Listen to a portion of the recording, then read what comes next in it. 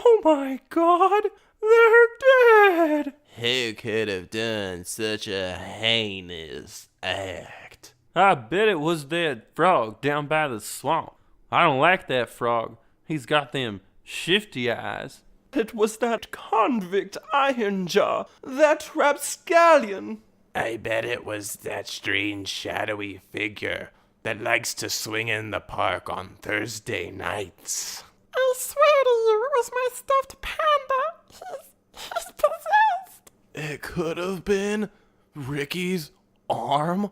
We haven't seen it since it got cut off. I definitely know who the killer is. Blank is the killer. Welcome to Blank is the Killer, the unoriginal horror movie podcast where I cover 6 new-to-me horror movies with a random, spooky 7th topic at the end. I'm Josh Baker, your favorite host of this particular podcast, and this episode I'll be talking about ghost hostages, Gullible AI, and monster GFs. Now let's load up a ghoul finder and swipe right on all the scariest potential partners together. Number 1, The Vault, 2017, directed by Dan Bush. A family and some accomplices attempt to rob a bank. A hostage with a mustache helps them. The bank is haunted from the last time the bank was robbed. Ghosts kill most of the bank robbers. 2 sisters escape with haunted money. The ghost of the original robber follows them. Hostages are questioned, and it's revealed that the hostage with the mustache was one of the victims of the original robbery. The original robber and his hostages are the killers. James Franco plays the mustache hostage that's actually a ghost who died during the first bank robbery massacre. This isn't surprising. I watched this with Kat, and she guessed it right off the bat. They do some things to make you believe that you might be wrong, but James Franco is ultimately a ghost. James Franco? He's been dead for 30 years. There are multiple shots of him in the movie for the sole point of yelling, James Franco is in this movie, which get a tad annoying after a while. This movie combines 2 of my favorite genres, heist and horror. The movie is set in present day. The brother in the movie owes money to some bad people, so he, his sisters, and some randos decide to rob a bank. Why not just skip town, debt man? I mean, you'll have to skip town after robbing the bank anyway? I get that criminal networks are scary, but I don't think they really have the numbers and overall surveillance that the police and FBI have. It would probably be way harder for Tommy Toothface the Shark, the unconfirmed name of the person the brother owes money to, and his gang of salty seamen, also unconfirmed, to find you. I just assume the guy they owe money to has sharp teeth and gang headquarters located on some dingy boat anchored at some shady dock. We are given a rundown of the original heist that happened in 1982. One really deranged individual kept a bunch of people hostage for days. He had them kill each other, killed some himself in various ways, and somehow got away. I think the flashbacks to this sadistic OG robber are much scarier than the modern day ghosts. Maybe because it's something that could actually happen. Not to me. I can't even remember the last time I actually went inside a bank. They are never open. The ghosts actually start off looking nice and creepy. They are mostly old hostages with bloody bags on their heads. This works. What doesn't work is the ghost of the OG robber. He has a mask that makes him look like a cheaper version of the killer from a movie called Hush, which I covered in an earlier episode. The Vault would be so much better if more time was spent on the OG robber's design. Give him a mask that makes him look as scary as he acts. When the ghost's actual faces are shown, the makeup effects are pretty bad. They have a very dated undead look that doesn't fit with the rest of the movie's aesthetic. They are that dark shade of army green and look all rubbery. Luckily, they aren't shown very much, but we get a face full of mediocre makeup effects when the brother tries to help a girl who ends up being a ghost. There is some well done gore in this movie. A guy gets shot in the leg which leaves a gnarly wound. The ghosts force 2 of the current day robbers to kill themselves in graphic fashion. They make one robber drill into his own head, and another robber blow his own head off with a shotgun. The ghosts really like destroying heads for some reason. We see the drill scene, and it's nice and grotesque. For the shotgun, we see the aftermath, which looks good. All of this is done practically. Most of the sound design in this movie is fine, barring two bad instances. The first being a loud, pointless sound played while the ghost of OG Robber walks behind one of the characters. Come on, you don't need to add a pointless loud sound. It's either creepy or it isn't. Adding a loud sound just makes it annoying. The movie also uses half of an overused scream, the one that goes, "Yarg." It's called the Howie scream, if you want to look it up and hear how it's supposed to sound. Any scream at all would feel out of place in the scene it's used in, which makes the inclusion of such an obvious stock scream a real head scratcher. One really annoying aspect of the movie is the brother. They are robbing this bank and he almost starts crying because his sisters are being violent during the bank robbery. I'm not sure what he expected. There's a moment in the movie where the sister in charge finally realizes they have to deal with the police and ghosts. Hoy vey. They just can't catch a break today. The acting in The Vault is all over the place. There are some scenes where the acting is great and others where it's ridiculous. The best acting comes from Francesca Eastwood, who plays the sister that's the leader. Taryn Manning from Orange is the New Black fame is also in this. She does alright. She's pretty typecast, but plays the scummy criminal character well enough. The Vault is an enjoyable time. It's not incredible, but if you're in the mood for a movie that has a heist and spooky specters, check it out.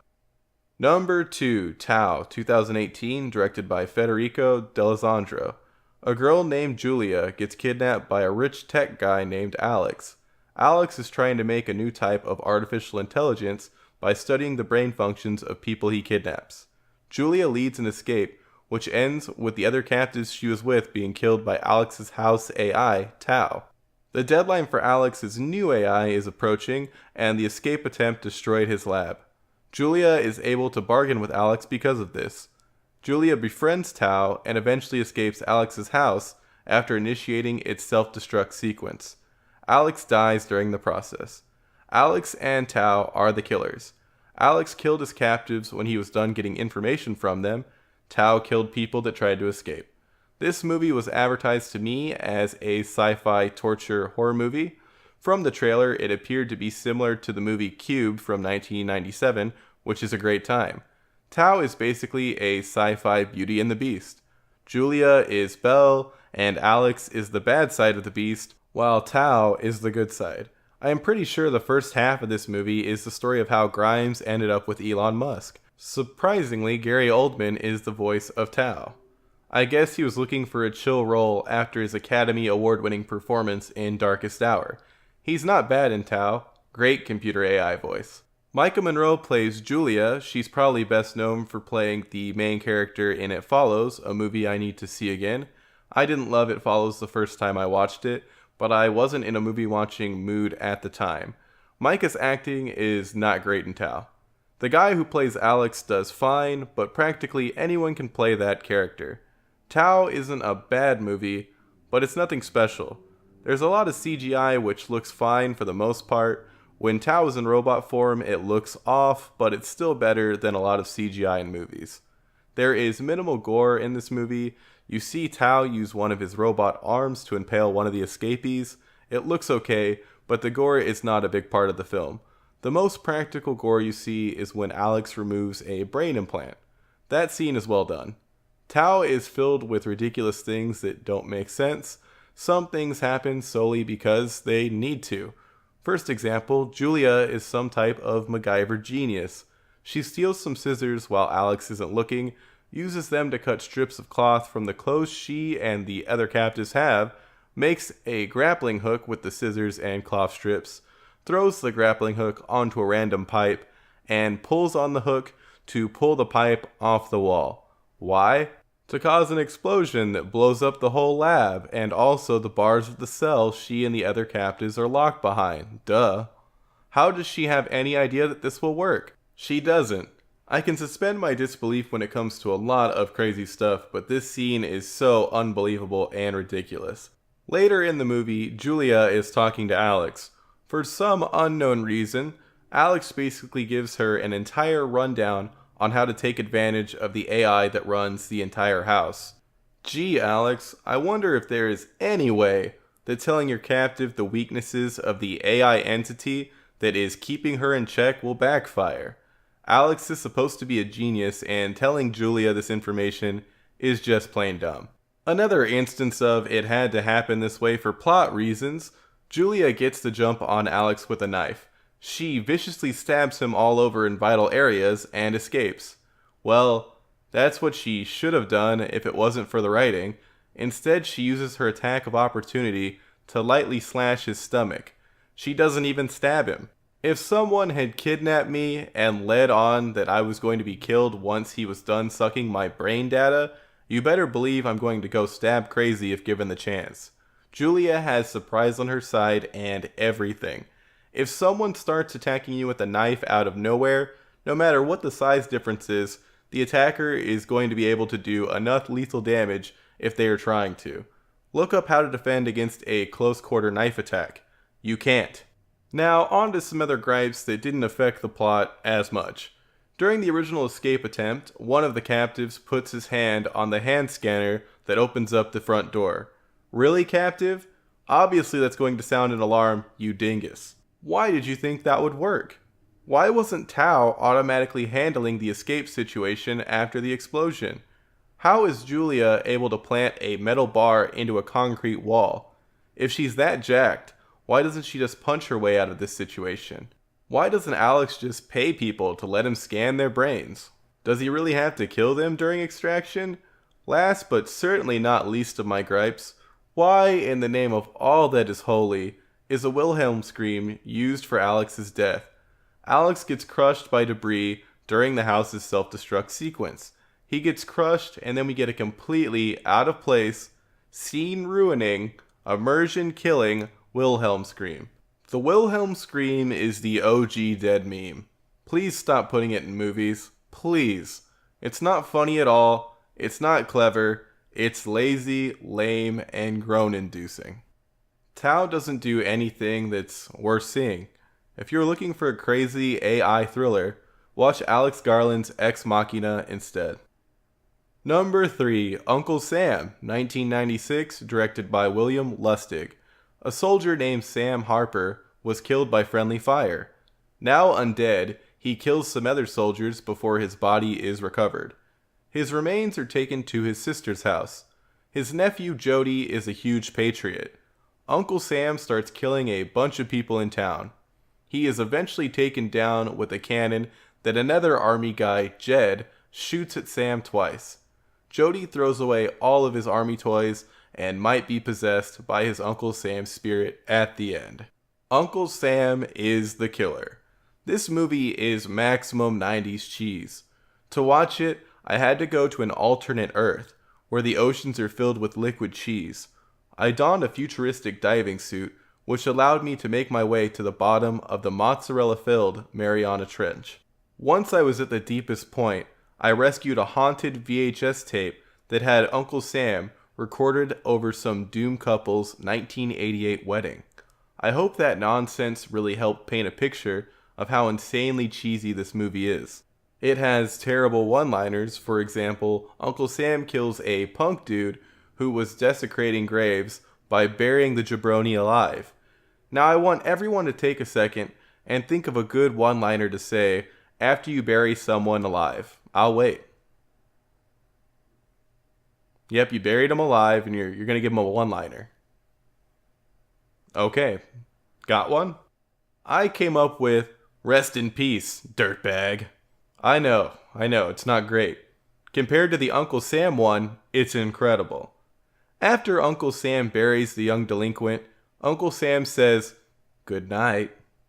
Yep, that's it. I know that both my and your off-the-cuff one-liners are better than "good night." Something that helps empower the cheese is the acting in this film. I mean, if you can call it acting. This movie has some of the most awkward delivery I have ever heard from pretty much everyone on screen.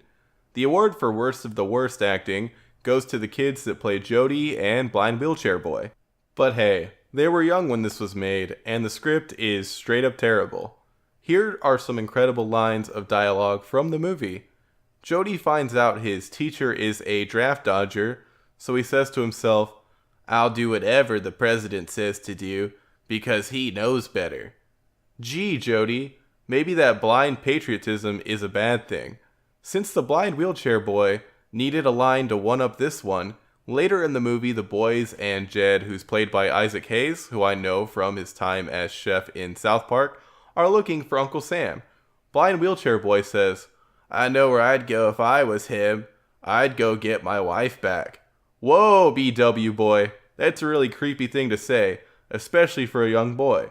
Jody comes off as a little sociopath the whole movie. When he learns his mom's boyfriend Ralph helped beat the IRS in court, Jody gets mad. The kid sticks up for the IRS.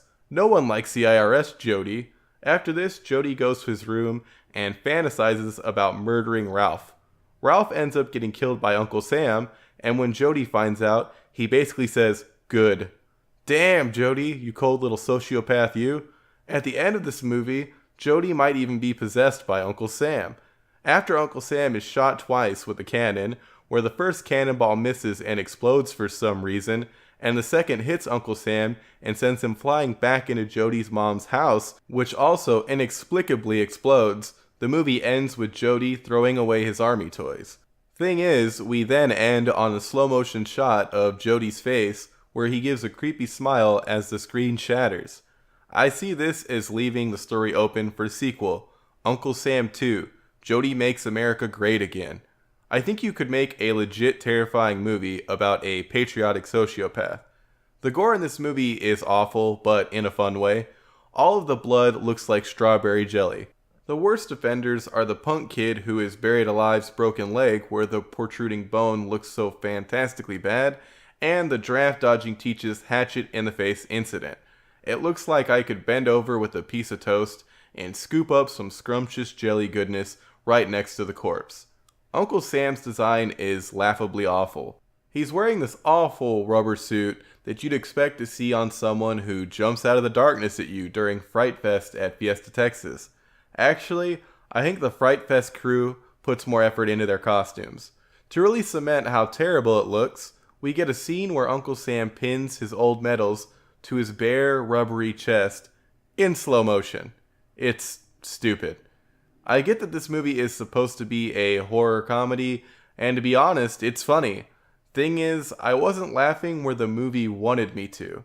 I was laughing at the terrible acting, fake-looking gore, and random sound effects. There are a bunch of random stock sound effects used when no sound effect is needed. If I see someone putting a flag up a pole far away, I don't need it to be accompanied by comically loud squeaky pulley sounds. While I'm on the subject of terrible sound design, Uncle Sam's voice is abnormally bad. He sounds like a robot that's out of breath all the time. The soundtrack sounds like it was taken directly from a daytime soap opera. Now, my favorite part of the entire movie is the part where a pervert is peeping on a girl while dressed as Uncle Sam. The pervert is on stilts and everything. This part of the movie is absolutely hilarious. A lot of crazy things happen in Uncle Sam. It's a wonderful trip that I recommend. The movie is horrendous, but it is a perfect example of a bad good movie. Some final thoughts. Why does Uncle Sam have to kill the girl who was helping her mom barbecue? All she did was smoke a little pot. I didn't even see her mom helping. That barbecue girl felt more fleshed out than anyone else in the movie. Fun fact, the director of Uncle Sam also directed the Maniac Cop series, which I might get back to eventually. Number 4, A Girl Walks Home Alone at Night, 2014, directed by Anna Lily Amirpour. A vampire is roaming the streets of Bad City. She feeds on bad and homeless men. She meets a guy named Arash that's trying to get by. He doesn't know she's a vampire. Arash's dad is a junkie. The vampire befriends a prostitute. Arash kicks his dad out of the house. His dad goes to stay with the prostitute and forces her to do heroin. The vampire kills him. Due to the death of his father, Arash decides to skip town and asks the vampire to go with him.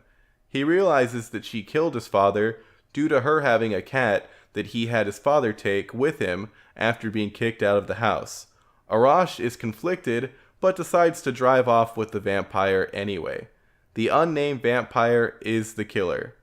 This movie is a Persian language American vampire western. The director calls it the first Iranian vampire western. The film is based on a short film that won Best Short Film at the 2012 Noor Iranian Film Festival, which is basically a film festival for movies that showcase Iranian culture.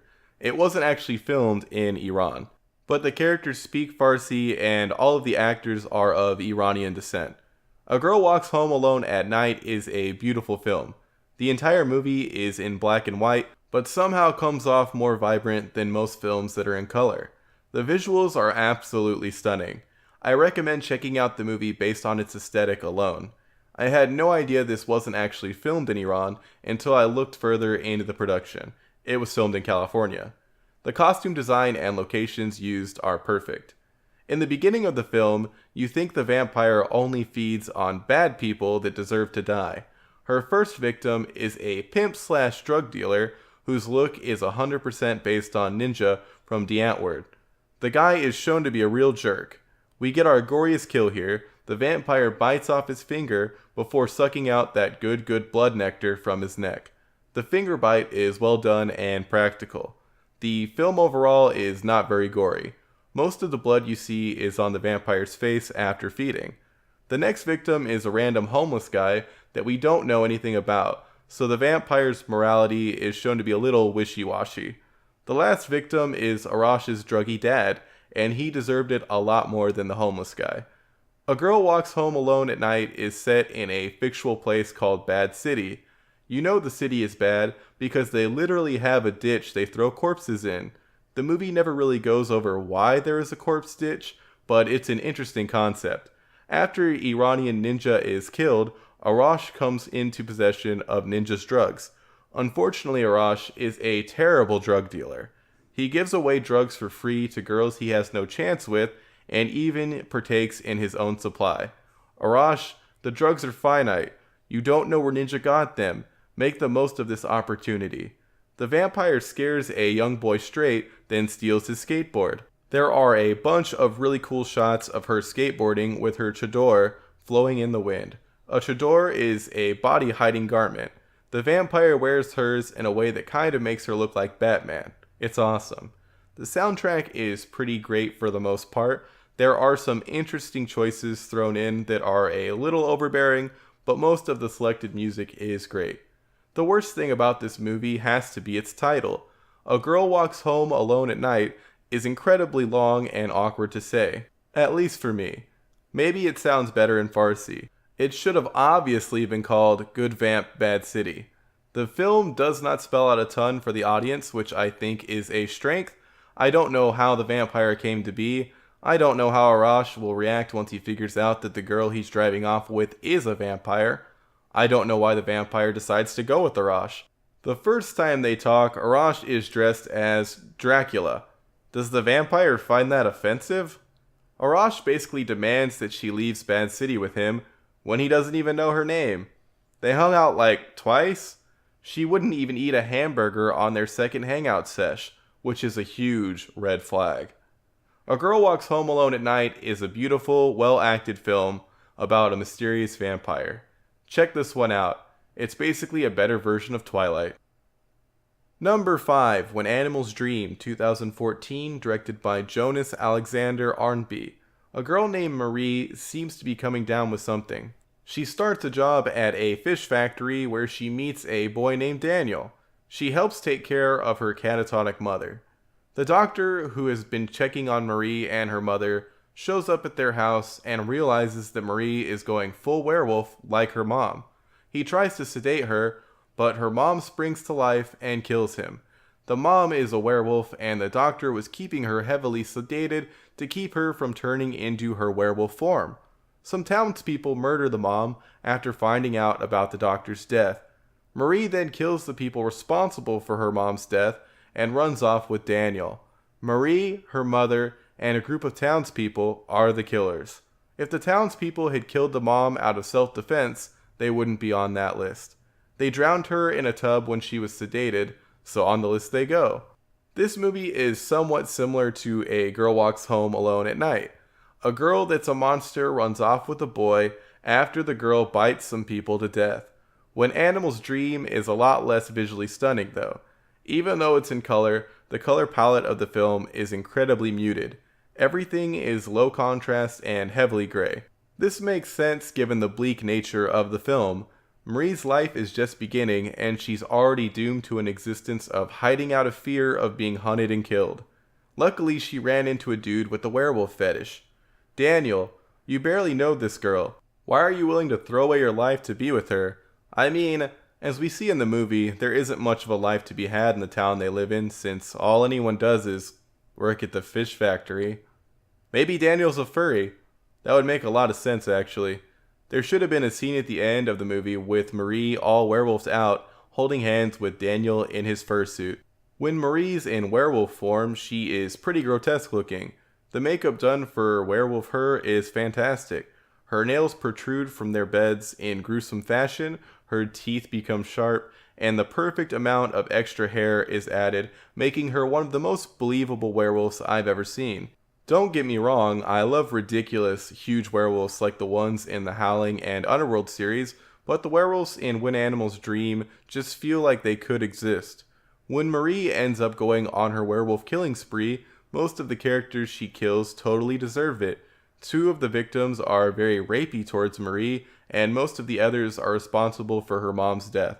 The only victim who doesn't really deserve to die is a guy named Felix. He originally tries to help Marie out, but once she flaunts that she's a werewolf, he helps get her captured. That makes sense to me. There is obviously a history of werewolf attacks in this town, so Felix thinks he's saving lives by helping to rid the town of the new werewolf menace that is Marie. Marie is on the killer list for turning Felix into a corpse. Even though this is a feature-length movie, not much happens. The acting and gore are great. Marie wears the ugliest hat I have ever seen when she's at work at Fishland. It's like a giant blue Mario hat that she puts her hair up into. I don't think there is anyone alive that can pull off this hat.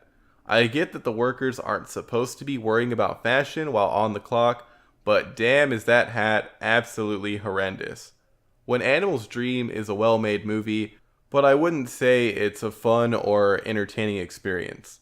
If you're in the mood for a depressing coming-of-werewolf movie, check it out. Number 6, Burying the Ex, 2014, directed by Joe Dante. Max has a girlfriend named Evelyn that he's about to break up with. Before they break up, a satanic genie doll curses them. Evelyn dies after she's hit by a bus on her way to a public place where Max was going to break up with her. After some time, Max goes out and reconnects with a manic pixie dream girl named Olivia that loves all the horror stuff he does.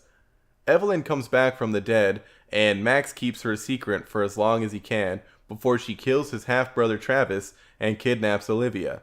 Max and Olivia try to kill Evelyn, but aren't able to. Travis comes back as a zombie and kills Evelyn. Everyone besides Evelyn lives happily ever after. Not looking both ways before crossing the street, and Evelyn are the killers. Gremlins 1 and 2 are some of the most entertaining movies of all time, so I decided to check this movie out mainly because Joe Dante directed it. Anton Yelchin is also in it, and I'm a fan of the work he did. Unfortunately, this isn't one of his best performances, but I blame the script for that. Burying the Ex is a horror comedy that's light on both horror and comedy. The movie is basically a misunderstanding rom-com that's incredibly uninspired. The main plot stems from Max not telling Olivia that his ex-girlfriend Evelyn died. Since Max didn't spill the beans about the death, when Evelyn comes back as a zombie, a full half of the movie is dedicated to Max trying to hide her existence. We have the classic 2 dates to the dance episode formula, but instead of only having to bear an overdone cliche episode for 30 minutes, we get an entire movie solely due to Max's omission of Evelyn's death. Sure, he feels guilty for her death, but that's no reason not to tell the new girl you're interested in the full truth. If the new girl is into you, the fact that your old GF died isn't going to change anything unless you tell the new girl you murdered your old GF with your own 2 hands, on purpose. Maybe I'm wrong though. All the romantic comedies I've seen show that starting a new relationship with a bunch of lies and hijinks is the best way to find true love. Most of the performances in the movie are mediocre. Ashley Greene plays Evelyn, and at least she brings a certain charisma to the role. Everyone else is just phoning it in. Dick Miller, the neighbor from the Gremlins movies, shows up for 2 seconds to play a crusty old cop. I like seeing him again. In this movie, they talk about the Hollywood Forever Cemetery, which I didn't know was a thing prior to my watch. How I didn't know about it is beyond me. A cemetery with a cool name where a bunch of famous people are buried seems like something I would have looked up at one point or another. I guess I just thought it was the title of a Father John Misty song. I can hear your disappointment in me for not knowing about it from here, but I know about it now. That reminds me of a humorous anecdote. I was looking up a picture of Judd from Pet Sematary, as one does when they are making a reference to the phrase "sometimes dead is better," and when Google popped up the movie, I thought I had been misspelling cemetery my whole life. Silly Stephen King decided that the kids who made the Pet Sematary sign didn't know how to spell it, so it's spelled Sematary, when in reference to the book or film. I felt like I was going crazy for a whole 30 seconds. If you've never seen Pet Sematary, I highly recommend it. It is a very fun movie with a splash of actual creep-out factor, as in Zelda. That character is spooky. Anton Yelchin is buried at the Hollywood Forever Cemetery. R.I.P. Anton, you were a delight on screen. Back to Burying the X. There isn't a lot of gore, but the gore that's included is done well. I enjoyed Evelyn's decaying looks throughout the film. The zombie makeup is well done for both zombies. Most of the blood during the bites and fights is practically done. Is this film worth your time? Nope. If you really want to watch a movie about a girlfriend coming back from the dead as a zombie, skip Burying the X and check out Life After Beth. It's not great either, but it's a little more interesting than Burying Your Ex. Funny how they came out in the same year. You can also check out Warm Bodies if you need more zombie romance. I don't really remember it at all, which can only be an indication that it's probably terrible. But what do you expect from the zombie romance genre? Anyway, one last thing. How the hell does Olivia own her own ice cream shop in Hollywood? She has to be a trust fund baby or something. Through the film, her shop is barely open and no one is even in it until the end. Number 7, Buffy the Vampire Slayer, 1996 to 2003, created by Joss Whedon. I have never seen the Buffy the Vampire Slayer series, and Kat is a huge fan of the show. It was only a matter of time before she got me to start it, so I decided that it's finally time. The 7th topic is going to be Buffy related until I finish the series. It's going to be a lot more freeform than my normal show/movie reviews, if you call them that. I'm going to try and include all the killers I can remember. So far I have watched the first season.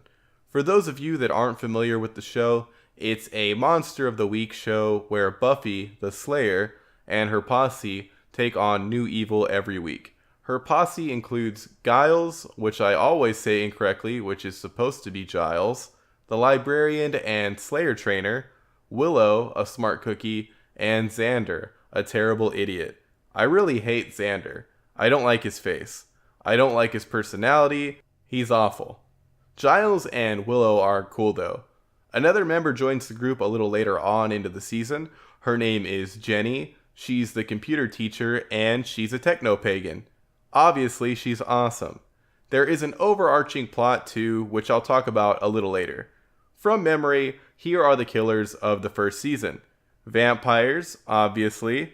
A giant praying mantis lady. Teeds possessed by a hyena.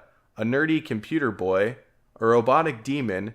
And a regular demon disguised as a magician are the killers. Out of all the episodes in the first season, the best has to be I, Robot, You, Jane.